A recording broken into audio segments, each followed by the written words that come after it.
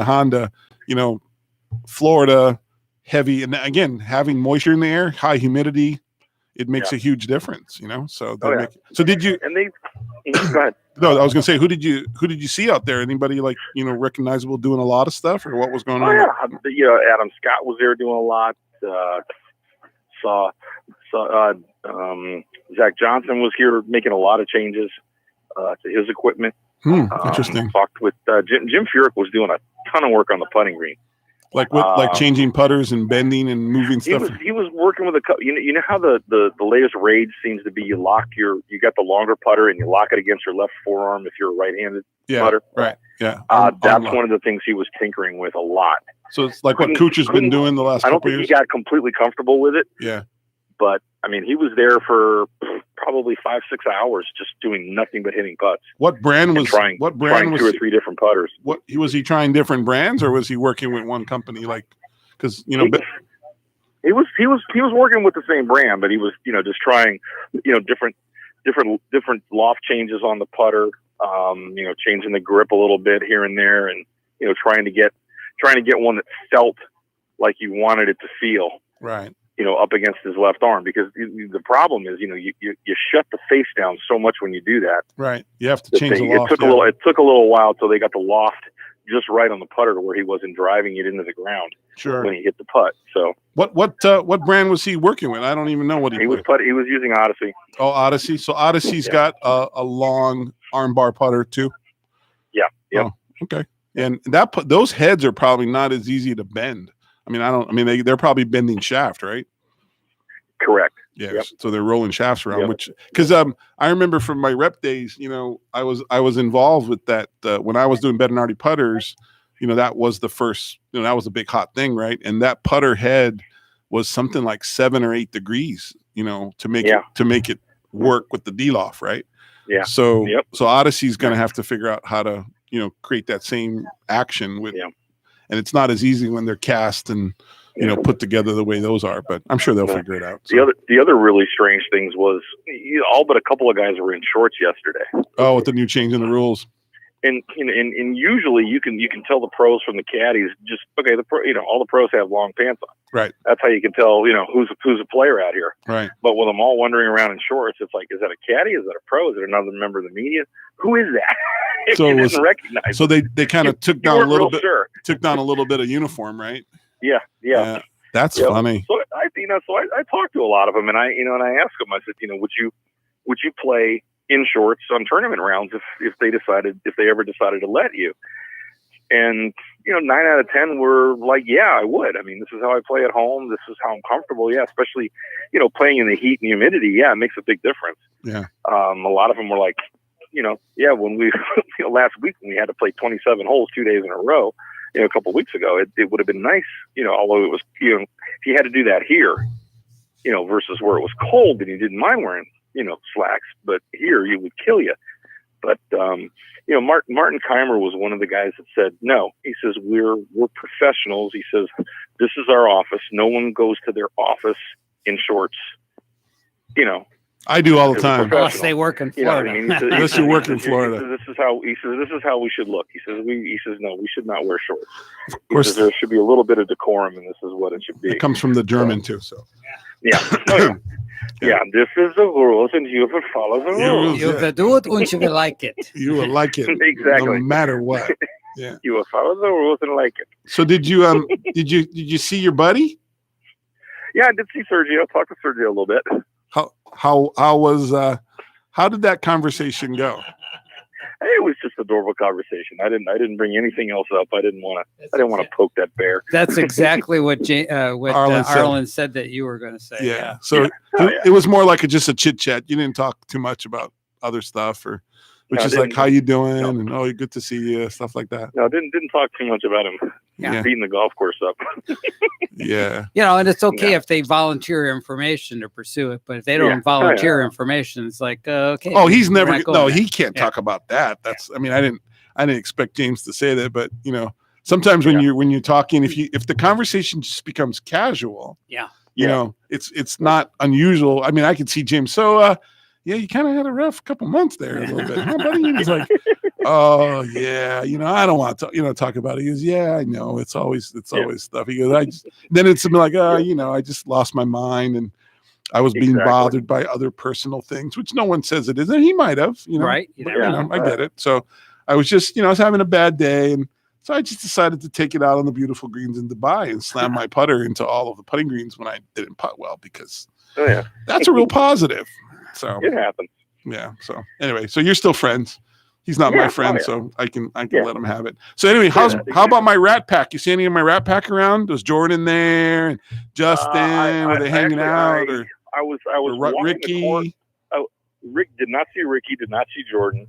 Was walking the golf course with Alex Chaka and Alex Chaka. Oh my gosh, what a throwback! And Cody Gribble. Was walking the course with them, and we bumped into Jimmy Johnson, who's the caddy for Justin. Oh. Who I know Jimmy from back when he used to caddy for Nick Price 20 years ago. Oh, he's been out for a long time. So Jimmy and I were talking. I was like, "Boy, you've had a pretty good run, haven't you?" He's like, "Yeah, it's been a lot of fun." Yeah, go from Nick to Justin Thomas. I mean, either he's pretty good, smart jockey out there, right? Yep. Oh yeah. Yep. Yeah, and Alex was ribbing. He goes, "Tell your boss to leave some money for the rest of us, will you?" Yeah, he's been killing it, So. But you didn't see nothing. Now, I know Tiger's not playing, right? So that's correct. So did Barbara Nicholas go off on Twitter or anything? Did you notice last night? I did not notice, no. Because did you say last week that Barbara Nicholas told Tiger that he should always play his home tournament? Oh yeah. Yep. She was not real happy with him. No. And he was kind of like, it's this or Bay Hill. He's like, and he's got a lot more success at Bay Hill than he does here. So yeah, it's true. Kind of hard to argue with that. He couldn't really get away from the WGC, but yeah. And Bay Hill's a good tournament for him too. So I guess you got to kind of pick and choose. But it's just too bad because if Tiger's in the field, it changes the whole mystique of the Honda. I mean, Honda goes up a whole level if Tiger's, especially if he's playing well. So, well, I know it's early. Oh, we're gonna take a break. All right. Well, Frank said it's time to take a break and pay some bills. So we'll take a quick. I got to run. Oh, you do? And I got to run. All right. So let me run and. Well, glad you called in. Hey, enjoy your evening. All right. And I'll got more to report next week. All right. Sounds enjoy great. Enjoy those wings. Save some wings for Arlen and I, will you? I'll try. Yeah, I'll try. Later, that guys. means no way, Jose. All right. Let's see ya. We'll be right back.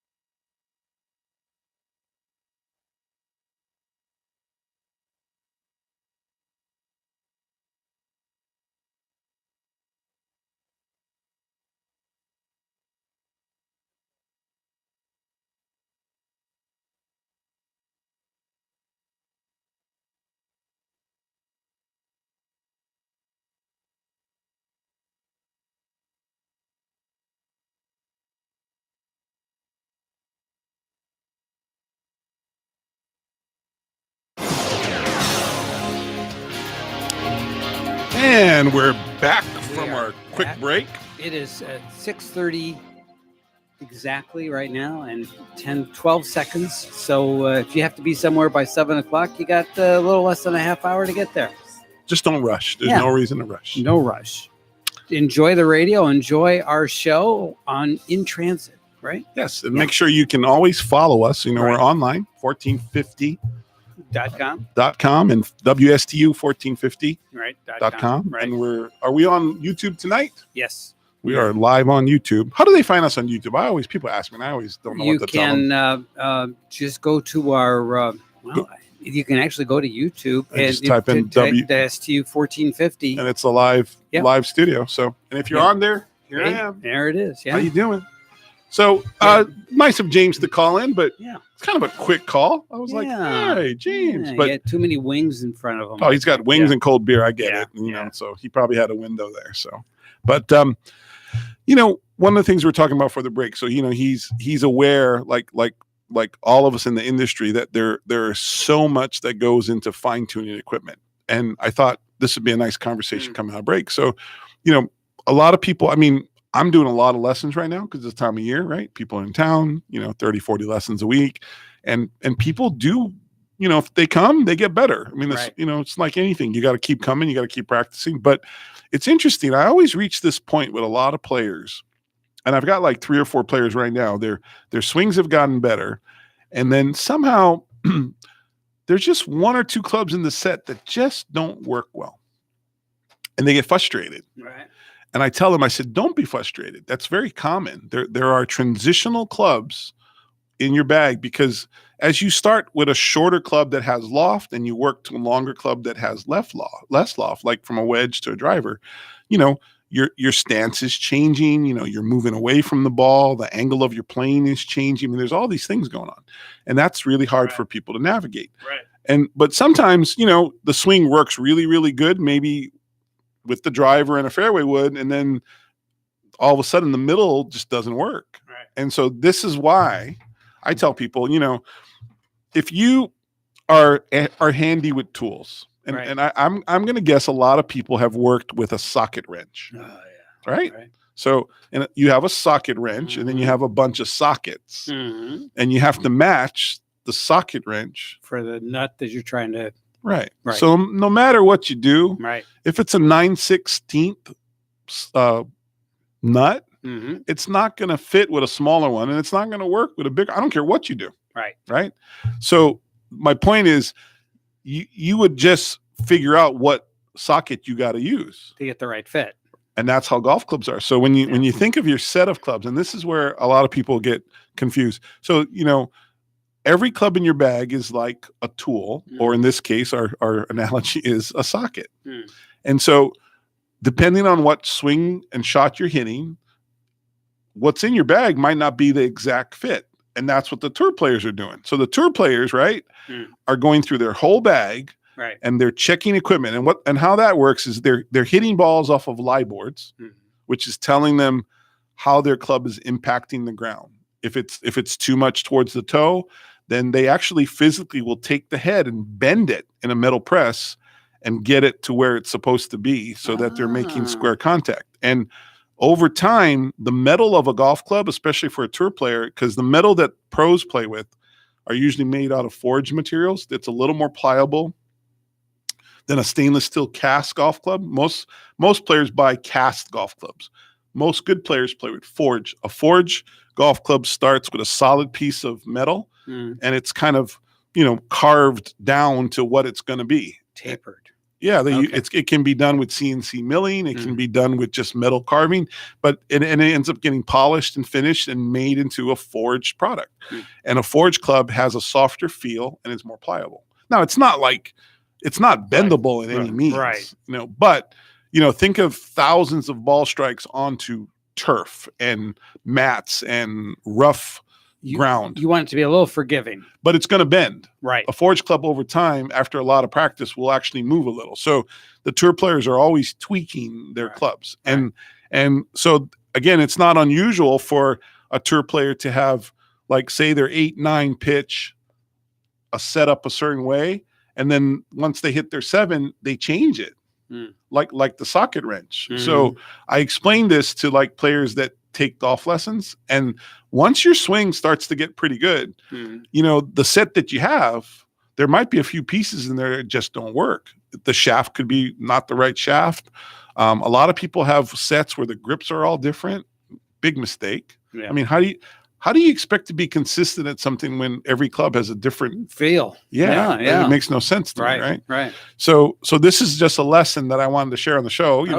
We always try to talk about a few things that are different, especially when I'm in the hot seat and not James. And I'm always trying to figure out how to help people with their game. So anybody who's listening out there, if you improve your golf game, just remember the driver gets you in play, and then the game is really about trying to get to the front of the green or on the green. If you can't get to the front or you can't get onto the green, then it's really tough to get better, right? But look at your set. If there's one or two clubs in your set where it just doesn't work well, it's probably a wrong tool. Yeah. And that's what people should be looking at when they buy things. Like a lot of times when people go into the retail stores, they get kind of swept away in the latest, greatest, and they buy everything. And sometimes it works for the most part, but there's some pieces that just don't work. So I'm the other way. I like adjusting the clubs they have, and then if they need products, finding their decision making is to fill a space or fill something that's not working, and that's how you get. But think about that. Imagine if every time you play golf, you hit a club 4 times that isn't right. So the odds of you hitting a good shot are not good. Right. That's 4 shots around that you're just giving away because you're trying to like turn a nut with the wrong socket. Nobody would do that with a socket. No, exactly. But that's how golf needs to be looked at. So I just thought that was kind of interesting that James was down there and, doing what he's doing and basically seeing that tour players are notorious for making adjustments. It's kind of like part of being a tour player. You play your tournament, you look back at your round, you look at your statistics, you look at how you played and how many greens you hit, how many fairways you hit, how you rolled it, and then you kind of start looking, can't be you. It's got to be the equipment. Right. So they start tweaking and looking and feeling and that process. But think about that process over the first month, the second month, the third month. As long as the swing isn't getting bad, like changing or something, it really dials in their game. And that's why the tour players hit so much better shots. Like they think their swings are better than most amateurs, that part, but their fine tuning of their game is at a whole different level than even people that are avid players now. There's no way you can compare the two models. Right. And they're always fine tuning it better and better. So when they shoot a practice round, how does that work? Well, basically, practice rounds are just chances for them to go out and get a feel for the course. Is that more than the equipment? It's just kind of look at the distance and where all the hazards are. And the caddies. Well, okay. So if you're, on the PGA Tour, your caddy already has that. Yeah. So usually the caddy has already been at that course or knows the course, but somewhere before the event, the caddy has gone on and marked it, looked at it, measured it, checked it, double checked whatever they're using, whether it's a laptop or iPad or they're using a book, like a handwritten book. So the caddy's job is to get all of the targets and marks down.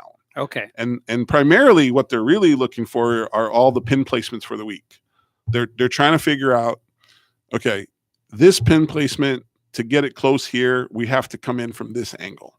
So to get to this angle, we have to be maybe on this side of the fairway, and the optimum maybe iron that we want to hit here is this. So you start like mapping out a strategic plan. Now, a lot of players would do that. Some of them are just grip it and rip it guys that just kind of fire at it, and then kind of whatever figure it out as they go. Yeah. But most players now strategically know where the odds are, because this game is, your baseball, right? It's like Moneyball. So golf is Moneyball, right? Yeah. Statistically, where do I need to be? And the guys that actually are aware of that tend to do better. Maybe they don't want to think about that as they play, but it's in the caddy's playbook now. So the practice rounds are designed for players to loosen up and get a feel for the grass, the course, the texture, the green speeds, right? But the statistical and the strategy stuff probably has already been done by the caddies. So the caddies start to work,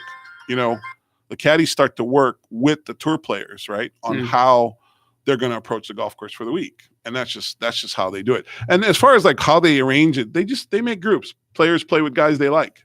Yeah. And it's they'll make a tee time. The course is empty, and you have to call and say, I'm so and so. I don't have a game. They say, oh, you can play at 12 o'clock. Who is that with? Blah blah blah blah blah. Okay, I'll play with them. Or if you might have guys you like to play with. It's not unusual for tour players to have a lot of matches going on, side games, playing for money or playing, because they need motivation. They like taking each other's money, so they do play. They'll have little games that they play. So it just depends on how the pros like to play. Usually there's pro-ams too going on, which affect, and a lot of the tournaments have 2 to 3 pro-ams now, which kind of gives a pro a chance to have a practice round and at the same time interact with some sponsors, which basically drive their paychecks. So they are required by the tour to play X amount of them, and so that's something they do every week, on a Tuesday or Monday or previously. But today is probably not a pro-am day. They were probably or maybe they might've had one this morning or something, but they're all, dialing their clubs and, trying to figure out what they're going to do for the week and thinking about their strategies and decide what they're going to do tomorrow, Right. So the temperature, the humidity, those are all things that they look at. I mean, as a seasoned tour player, they make those adjustments pretty quickly, but it's more about where are the pins going to be? Did the course change any design features since the last time I was here? Are there any new things with the greens, a new bunker, a bunker that's gone, a tree that went down? Is there any advantage for me to fly it over the bunker here versus hitting it over here? Or, it's that kind of stuff. Like one hole, like wherever the pin is on a green can dramatically change where a tour player's going to hit an approach from. So, one day they might just fire it over the bunker and try to hit a drive 300 yards because it doesn't matter. The next day, they might hang back because they have to be in a position to get closer with something else. So it just depends on the player, but there's a lot of hustle bustle going on Tuesday, Wednesday. Yes. And, if they played well the week before, they're only getting their Monday. The guys that didn't play well, they've already been in town since Saturday or Sunday. They've been here a little longer, and those are the guys that probably played. They'll play the pro-ams first to get I shouldn't say get it out of the way, but to get that done. Right. That's your support, right? Mm-hmm. And then get ready for a tournament yourself. But there's tons of stuff. I mean, there's just big giant tour vans are there. All the manufacturers have their big semi trucks with all of their equipment and machines and techs but they're not using high-speed cameras and watching too much stuff, right? That's all done. Oh no, they'll still do that too. They're most of these guys will have coaches and they have workout guys now, and they'll have guys looking at their swing. Their coaches will be there, especially the high-end guys that are, we tease them all the time. I mean, these guys have, they're winning 10, 20, 30 million dollars. This is not a one-man show anymore. It's a business. So think about it. If we owned a $30 million company, it would not be me and you. Right. It's a support team. You can't function because there's too many things going on, financially, travel, itinerary, family, equipment, contracts, public endorsements, public appearances, whatever. Right. So it's huge. So these guys are a little different level. So. All right. Well, we're going to take our break, but before we do, we're going to check in with our guys that are on 15 right now. See how they're doing. 130 yards now. Bill's got a very tough lie here. Looks like we have some sort of sea monster in the water hazard here. I believe that's a kraken, Bruce. It looks like he's going to go with the 9-iron. That may not be enough club. Well, he's definitely going to lose a stroke on this hole. If you're a golf company,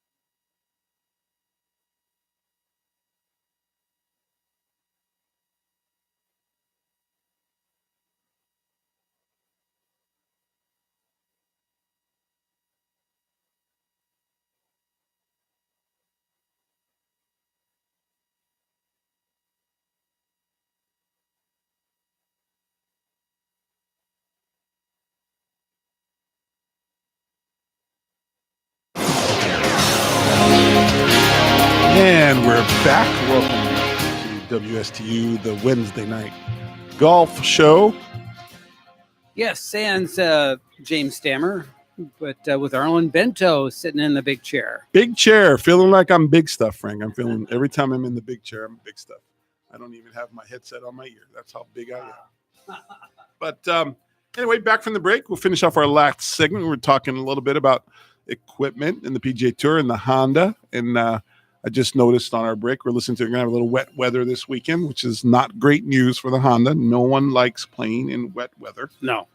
That's going to make the everything play a little bit slower too, right? Yeah, so wet weather really is tough for players because, one, it slows the course down. You know, the ball doesn't roll. Right. And then there's always the problem of picking up dirt and mud. So the people who run the course have to make a decision whether or not they're going to, by the rules of golf, once you tee off, you play the ball as it is. You know, if you happen to hit it in some mud and there's a big chunk of dirt on it, you know, you hit it.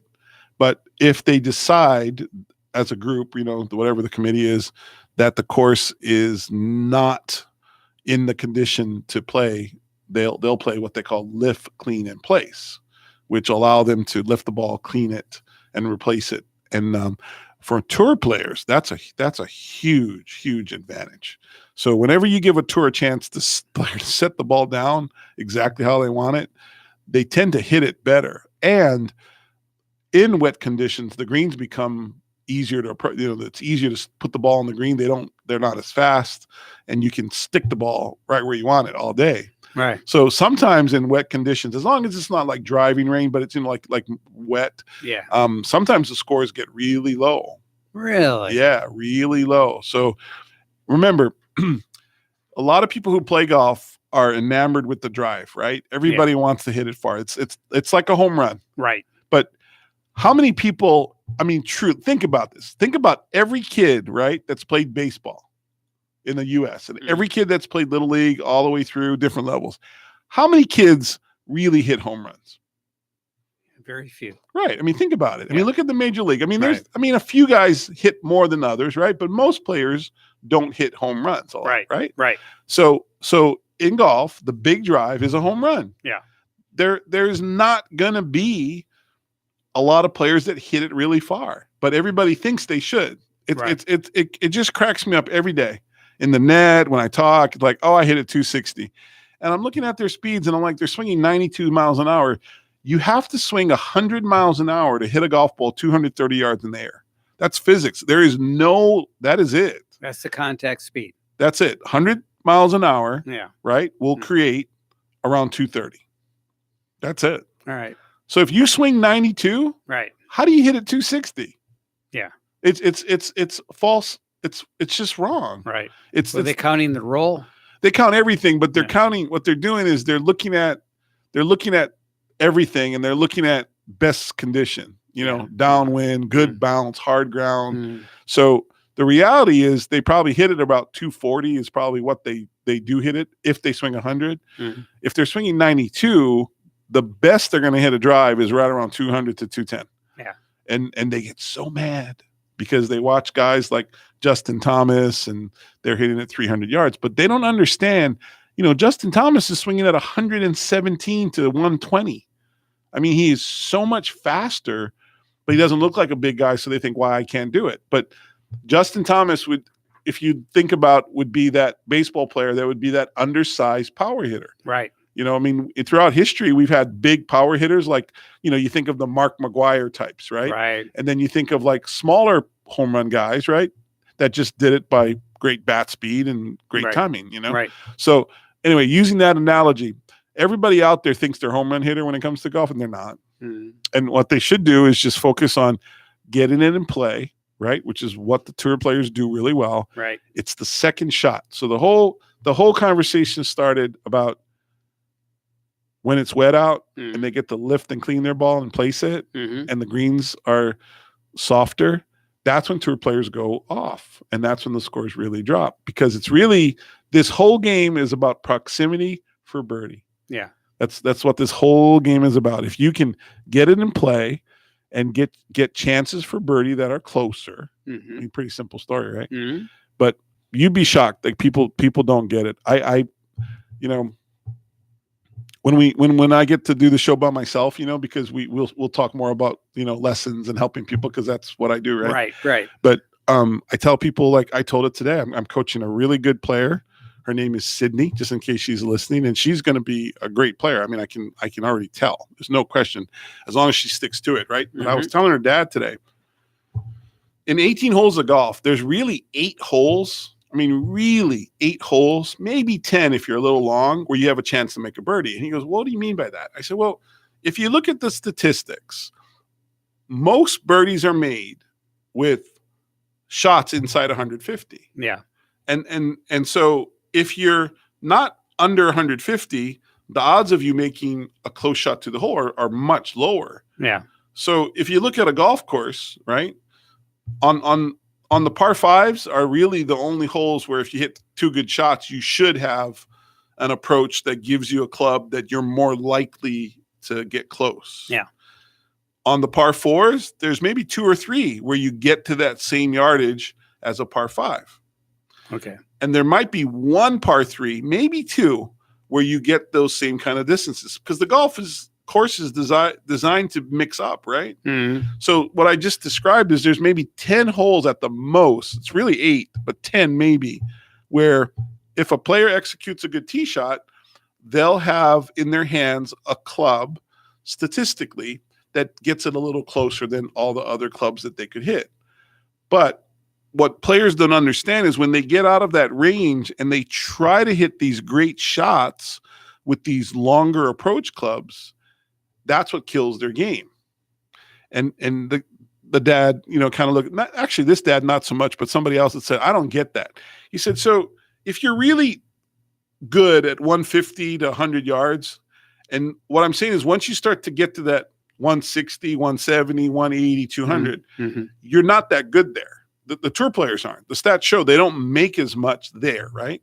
So imagine if you're not as good as a tour player and you're standing there at 180 yards and you're trying to hit a 5-wood or something relatively long to the same small green that you're having a hard time reaching with a 9-iron, or you're hitting it close, right? So what happens is when you hit that 5-wood, your margin for error is much higher. Right. And what that does, that brings into the bunkers, the water hazards, the rough behind the green, the bushes to the right. So in your attempt to hit that longer club to the green to have a birdie shot, you're actually throwing away shots because you're hitting it into places that you can't recover from. Got it. Yeah. So what I tell people is once you get past that 150, 160 range where you're not hitting a 7-iron, you got to be really careful about what you aim at. And I tell all my players, there's no reason to aim at a flag with anything more than a 7-iron. Once you get past your 7-iron, and even 7-iron, I question that one. Once you get to 7, just try to hit it to the front or middle of the green. Don't even try to hit it at a pin. Just get to the front, 2-putt, get off the course. Now, what's interesting when you play this way, so in case anybody really does listen to this, if you do play this way, what happens is, so those 10 holes that you normally are maybe losing 10 shots on or more, you lose 5. Because instead of getting in trouble, you're playing in the front a little bit, right? And you're chipping and having putts for birdie and par, and you eliminate big scores. And all of a sudden, people go like, "Wow, I had the best round I've ever played." Well, yeah, because you eliminated where you make all your mistakes. Right. You see what I'm getting? Yeah, you kept it right in front of you. Right. And Yes. so that becomes one of the core secrets of becoming like a true golfer. Understands what they're good at and plays to their strengths, and they protect their weaknesses. They don't tend to do shots that they know can cost them more than it really needs to be. There's some holes where you just take a bogey. You know, you hit to the front and you chip it and you take a 5. It's a long hole. I promise you, if you're in an event, everybody else is bogeying that hole too because they don't understand this concept. And then you make it up.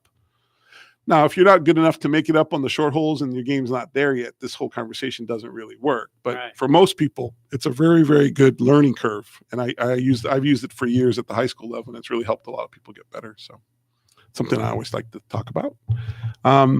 Anyway, so you know, we're in full swing down here. I mean, I know we got about a minute in our show here, but you know, everybody's out. You know, it's February. It's beautiful. If you're picking up our radio show online, you should come down and visit. We're 45 minutes north of Palm Beaches. And anybody wants to come check me out, you can check me online, arlenbentojuniorgolflessons.com. And I'd love to take a look and help you. Very cool. All right. All right. Thanks for a great show. You bet. And we'll look forward to seeing you next week. We will be here. Thanks for tuning in. All right. Bye.